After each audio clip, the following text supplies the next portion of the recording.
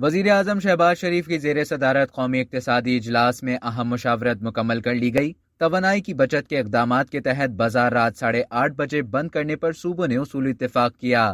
قومی اقتصادی کونسل نے توانائی کے بحران سے نمٹنے کے لیے اقدامات پر وفاقی کابینہ کے فیصلوں سے اصولی اتفاق کر لیا۔ سندھ، پنجاب اور بلوچستان کے وزراء نے 2 دن کی مہلت مانگی تاکہ وہ اپنے صوبوں میں تجارتی و کاروباری تنظیموں سے مشاورت مکمل کریں۔ اجلاس میں خیبر پختونخوا کی نمائندگی chief secretary doctor Shahzad Khan Bangash نے کی۔ وزرائے اعلیٰ نے توانائی کے بحران سے نمٹنے کے لیے وفاقی حکومت کے اقدامات کو سراہا۔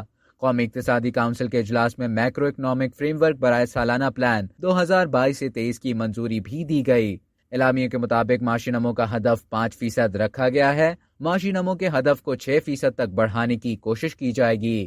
اب تک کے لیے اتنا ہی۔ مزید خبروں اور نیوز اپڈیٹس کے لیے ڈیلی جنگ کو سبسکرائب کریں اور بیل آئیکن پر کلک کریں تاکہ تازہ ترین ویڈیوز کا نوٹیفیکیشن آپ کو بروقت موصول ہو۔